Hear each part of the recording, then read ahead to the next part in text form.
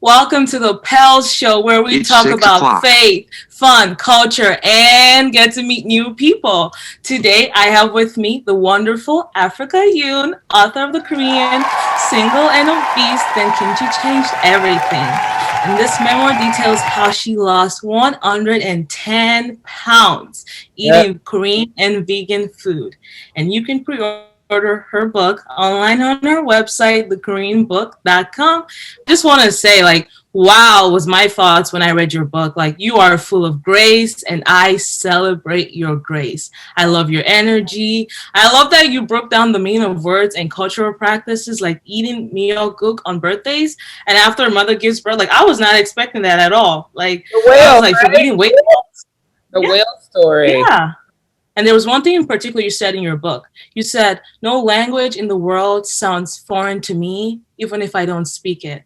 I hear language with my entire body, not just my ears. I was just like, Oh, girl, you read the mm. book. You read the book.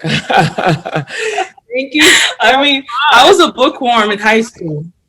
Oh yeah, you're such a smart girl. That doesn't surprise me at all. So you know that culture is really opening a door to a whole new world and to transformations and to whole new paths, right? Absolutely, absolutely. I was just like, I was feeling it. And then there was also like that extra element of like being an African. And by the way, guys, Africa is from Cameroon, and Cameroon, I'm honorary from Nigeria. And Nigerian. I was like, yes. Yeah, like honorary Nigerian though too, because my father did grow up in Nigeria. That's why I have my Lola Faturoti on today. She's Nigerian too. Yeah, Kind of like rep the yeah. Niger fashions as well.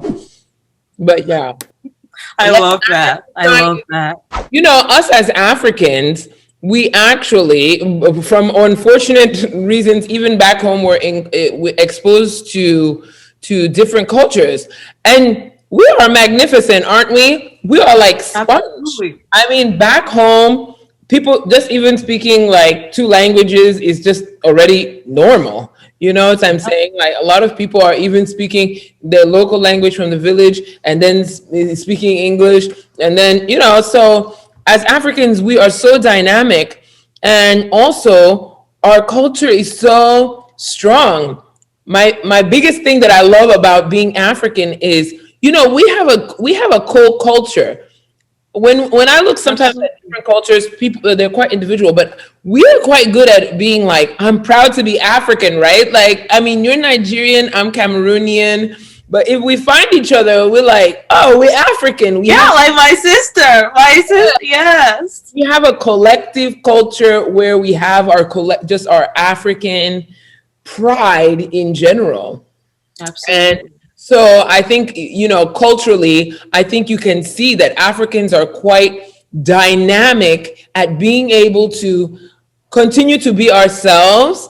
And you know what I mean? And also to be able to take something else and spin it, just like you have. Thank you. You're the master of it. You're the master of it. Well, I just want to say thank you for honoring me with your presence today, Africa. Like, I know you have a busy day, but thank you so much. And speaking of book lunch coming soon, like, how's preparations going? Oh, we're going so well. Number one on my list was that I had to talk with you. You know what I'm saying? 100.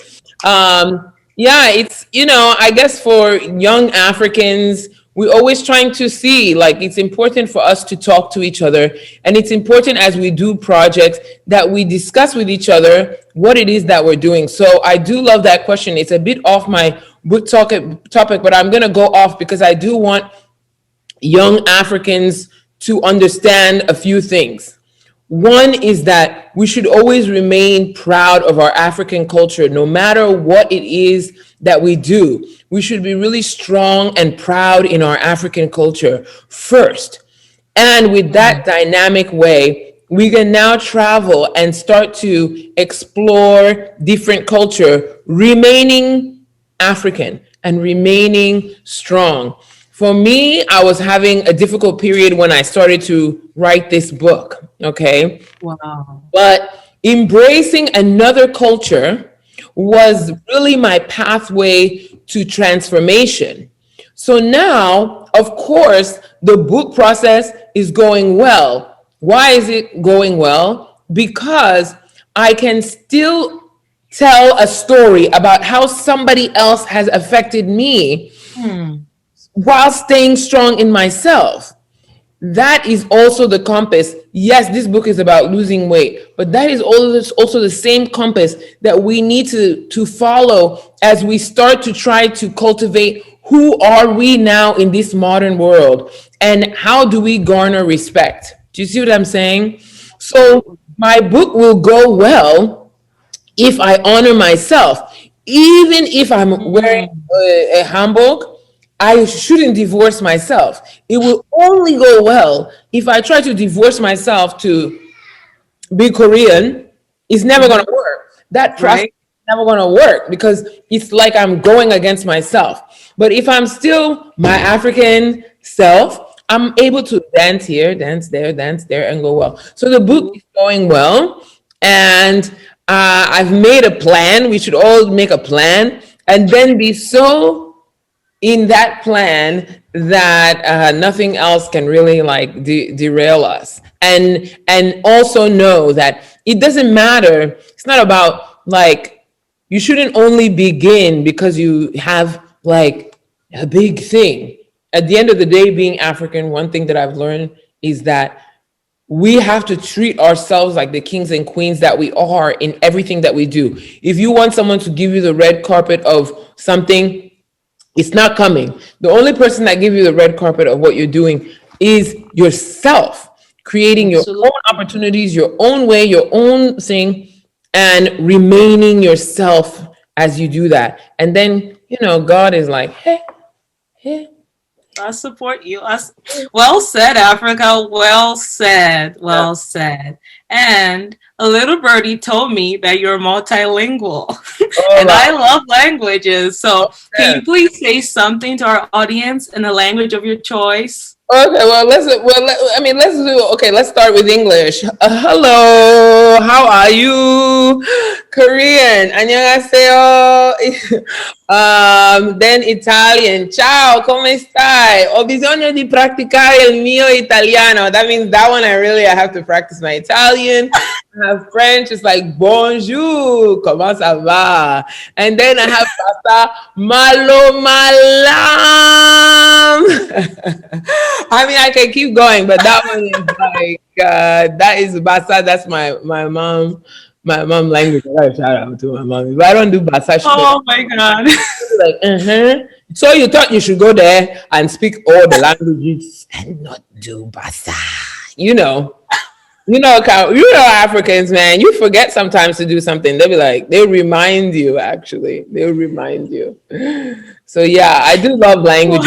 It doesn't sound foreign to me because if you speak to people in their heart and their body, and you even make some kind of attempt towards talking in the way or to their cultures, they will always respond to you in a good way, even if you're fumbling. I mean, when I'm in Korea, oh la la, when my Korean is so bad, but I try to be like a little flair and excited about it. And I'll tell you a funny story. If I'm in Korea, I say like one thing, but I say it enthusiastically, and they're like, "Oh, your Korean is so good." I'll just be like, "안녕하세요." They'll be like, "Yes, you're speaking Korean." Now, my husband, the Korean himself, will say something in Korean, well, and then they'll be like, "Oh, but did you forget your Korean or something?" You know what I mean? Same thing back home. If somebody says something that's not Nigerian in Yoruba, people gonna be like, "Hey, you speak Yoruba?" But Absolutely. you go home to the village and you'll be speaking from America, and they're like, "Oh, now you're American. Now you don't even know how to speak Yoruba well anymore." Yeah, they'll tell your parent like that your girl hair teacher well. Exactly. So at the end of the day, if we look at other cultures, we can vibe. In the Korean, the grandmother, she met me and she was calling me fat, but Do we have to look that far outside our culture to find out that an elder can tell you that you're getting fat in back home? Do we have some elders that They gonna will tell you to your face they're straight. fat, and they're fat themselves? You know, people who are Yeah, themselves like, hey, you're eating too much. It's like, come on, let's go on diet together. What you talking about? So we know those cultural touchstones. That's why I didn't, be act in an angry way against this Korean grandmother who called me fat, because maybe because I'm African, I'm already used to tough love. So that's true. That's true. yeah, so even though I didn't like it. I wouldn't prefer that it happened 10 times, but I am used to an elder telling me to slim down or whatever it is, or Their tough up. opinions, their strong opinions. Exactly. So in that we can find out. And so we should remember that. We should remember those things, because sometimes, when we go into another culture, we forget that we understand that kind of thing. And so I could have taken that moment and been like, oh, this woman, like, like, damn, she's racist or whatever it is. But no, because I have to remember myself about elders. Absolutely. It's not about being Korean. It's about being an African girl that knows that, our elders tell us things not exactly in the most diplomatic form at times. And I accept that. So it's not being Korean that makes me understand that. It's being African that makes me be able to go outside and understand other cultures, and then be able to benefit from learning about her culture, because my Africanness has taught me to respect my elders. So I can have a good interaction learning about another culture with an elder from another culture, remembering my own elders. Well said. Being African is an asset. I love that. Hey, 100. My sister, you're, Y'all, you're letting the accent come out. the Niger age. Come on, give me some tutorial. I always want to do the Niger age. When Falls the Bad Guy does it, like, I'm always like, yo, I want to nail the Niger age. Come on, do a H. Give me some H words. Instead of like H. Instead of like Age, H. Yeah, like age. you don't even think about it because you're Nigerian. You don't even think about it. You just did it like 5 minutes ago. I don't even know how. I don't want to like make people think I'm Let's crazy. see. Yeah, you just first of all you ignore the H. You ignore no H. You just like like Yeah, exactly. It's that H doesn't even exist. no H H. exists. No H. Oh my God. Oh la la. Well, this leads us to the next section of our show called keywords. And Okay. the keywords for today is books. Woo. I know, so surprising. And particularly, what are 3 words that capture what readers can expect from your book? Culture, Mm-hmm. Africa, Korea. Oh, love it. Complete package. Yeah. And also, I really should say in though, your book, Cameroon, Korea, because if I say Africa, I should say Asia. If I say, but that's a mistake. That's because I identify a lot in my African hmm, side. You know what I mean? It's not because I don't understand geography that it's like Africa, Asia, Cameroon, Korea. It's because like my thing is like to be African is like this whole thing for me. You know what I mean? So absolutely. I yeah. feel that. I But feel so Africa as me and Africa the and your name represents it. Yeah, you got to. That's why I have to behave, because you don't want anyone to be like, Africa today punch somebody in the face. Like, oh no, I can't represent. I always has to be positive things about our continent, because our Absolutely. continent is written about in so many ways, and I don't represent the whole continent, but I don't mind behaving myself so that I may do some things, and maybe you're going to start to write about Africa in a different way. Like, wow, Africa sold 1 million books. Oh, Africa, you know what I'm saying? Africa embraces culture. Africa speaks many languages. Hopefully, some of the things that I do can also have a positive effect in somebody if I go somewhere, I'm conscious of the fact that I'm putting Africa in their name. So when they're like Africa, I want them to start to also have a positive vibration about my continent and my people. So I'm very conscious about even when I start to get, if I get in a fight with someone, I when I hear them like Africa, like if someone gets angry at me, as soon as I hear it, I'm like, oh, chill, chill, because you're training somebody's ear with the name of your continent, and you have to be really mindful of that. So I'm True. like, okay, I'm gonna chill, because Yeah. that go to the group and be like, you know what, Africa is such a horrible, says Africa, horrible. Mhm. Oh no. So I prefer, I mean, I can't be perfect, but I do chill. When I hear my name, I'm like, Hmm. be responsible with that. Like, be responsible with that. And that's a huge burden too, I would say. No, it's not. It's not a huge burden. I just behave. Or at least I try to behave. And if I don't, if I make a mistake, that's okay too. Maybe because they're going to say Africa gets back up again when she gets it down. Wow. Yeah. And in your book, you mentioned that you were called fat by the Korean mother, and you translated to weight loss and pursuit of self-discovery for you. But for others, it might have led to low self-esteem or depression. So, like, what influenced you? And you kind of touched on this earlier. What influenced you to let the comment drive you in the direction it did? And what advice do you have for those that may hear the word fat? Well, first of all, I was fat. You know what I'm saying? You didn't have to call CNN to find out. I mean, I was 250 pounds. I was fat. And the other thing is that I think that, like, perhaps God tried to send us messages. I think Oprah Winfrey says it best. Like, first time there's a pebble, then there's like a rock, then there's a stone at the window, then the building falls down. Don't wait till the building falls down to hear the message.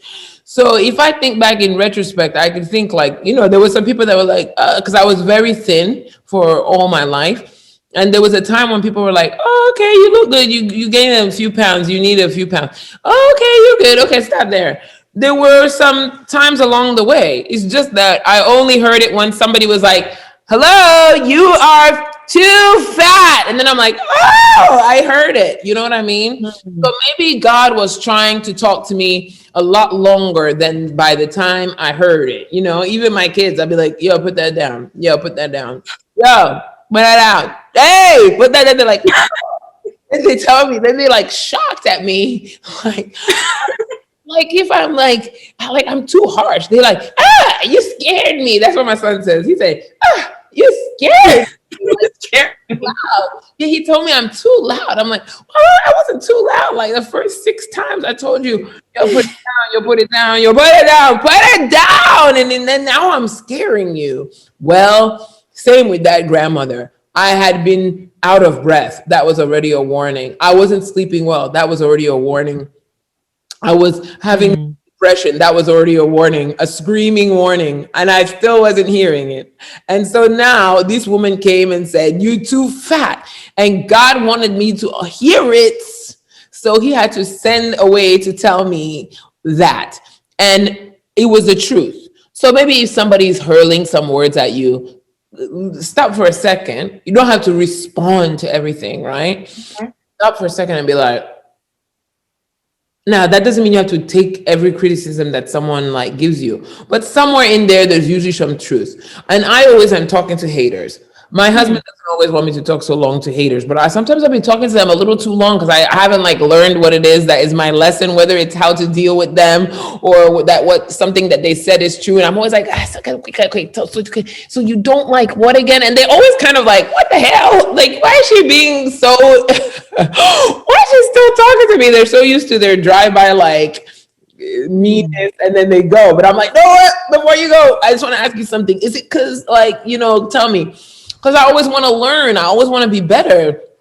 And thank God I heard her. And if there's truth, you doesn't mean that you can process it in every situation. If somebody is shouting at you, doesn't mean that you're going to learn the lesson from that person, but you may hear a truth. And if you do hear a truth, just take that. You don't have to take the mean part. You don't have to take the harsh part. You could just take, you could just hear it, like, because you'll get better, and that's good for you, and that's good for the world. You don't have to be offended because the part of it that isn't true is just not true, and you don't have to justify that to them or to anybody else. So the part of it that was true was that I was fat and I shouldn't be eating the bread, she said.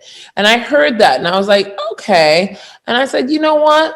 Well, what do you think I should be eating then? And when I did that, she softened and she gave me more truth. And then we ended up having a good relationship. So when people are giving you a criticism, just for a second, let go all the like, I know. Even if somebody tell you something, you know what I do when somebody tell me something I know? I think like, okay, maybe it's just a little reminder for me about that thing. Does it matter? Are they better than me? Even if they go away being like, I told her and I know better than her. Who cares? Who cares? If they reminded me, I'll be like, oh, you know what? I really do need to do that. Oh, you know what? I really do need to tidy up. Oh, you know that? I mean, these are not all my things, but oh, you know what? I am acting a little angry. Oh, you know what? I do need to watch my finances. Oh, you know what? I do need to lose some weight. It's okay to get info. We become so allergic to learning from other people, and especially from learning from people that are from other cultures.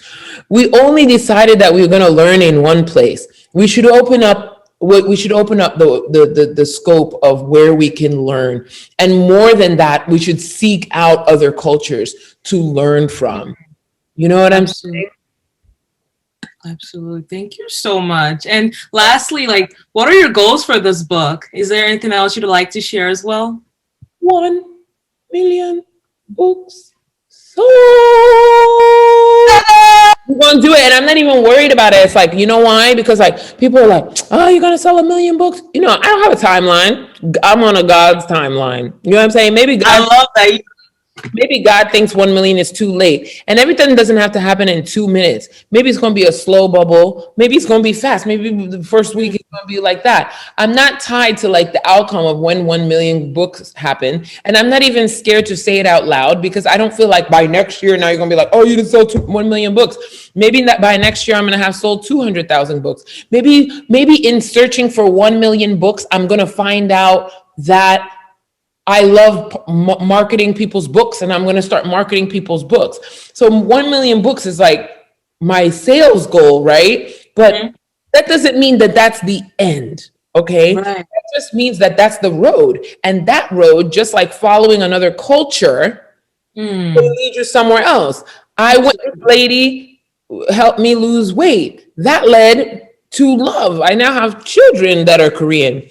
How great was learning all that stuff? Children. For me to be like, I didn't know I was going to be in a Korean family. I thought I was going to marry somebody that was like, probably like Cameroonian or Nigerian that grew up in America like me, so we can go back home and we can chill here. Like, you know what I mean? Mm-hmm. I didn't know that. So you don't know where it's going to lead you. And I still don't know where it's going to lead me. Even now that all of this has happened and I'm in a Korean family, I still don't know. God knows. So you can have your goals and it's okay. You may get somewhere else. You can explore another culture and you don't know where that's going to lead you. Just follow your exploration and your curiosity and you never know. Look, didn't it lead? Look, you're into K-pop, right? BTS. Exactly.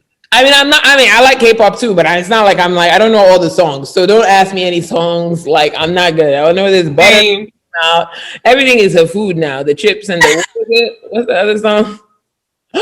The French fries, like ketchup or I don't know. What was it? Hamburger? I don't know. There was like a big song. I don't remember that. Now I'm gonna find out. Maybe it was a spin-off. One of the song. I forgot it, but it's from back in the day. They remade a song. Somebody remade a song. Which artist? One of the BTS boys went off on his own and made a song. Oh, chicken noodle soup. Chicken noodle soup. Oh, Anyway, so here you are, an African girl that got into K-pop, and here I am, an African woman that went to Korean culture on the food side. And then Mm. look how, what did we find again? Ourselves, So, self-discovery. and why did we find each other? Because you Because we were. remained African even in the Korean space, and I saw your African dresses, and I was attracted to you, not because of, Mm, I was attracted to you because of your African dress, and I bought your African dress, and that's how we found each other. absolutely. That is why we have to stick Yes. to our culture first, even as we travel, because here we are Mm. back with each other together. Oh my God. So Thank you so much, Africa. what the Korean is about. It's about being able Mm, to embrace another culture, remain yourself, and understand in that exploration that it can lead to a wonderful life where you are yourself first, mm. open and embracing other things and new things with an open mind. I love that. Thank you for gracing me with your presence today. I appreciate you, your journey, your courage to share. Like, it absolutely inspires me. And I also want to say, I was reading your book. I gotta say thank you to Mr. Yoon, your Oh, K Mommy groups, your mom, your dad, all your support network for standing by you. Like, I appreciate them too, because I feel like without them, there would be no you two, then I wouldn't get to, have this beautiful conversation with you. there's a So Nigerian thank you. right across the table from me right now on the other side. So yeah, they're all here. Shout out to everybody that supports me too. Thank you, Mm, especially all glory be to God. Amen. I Oh, gotta remind them, if you haven't clicked on the link down below, do it please. You gotta click the link, pre-order the Korean book, and remember to purchase when it comes out in November. So we're trying to get this book to 1 million copies sold. It's the road, and the road can lead us even further. So go support my fellow African and global citizen, and see you soon, Oluomas. hi, Luamas. Beautiful.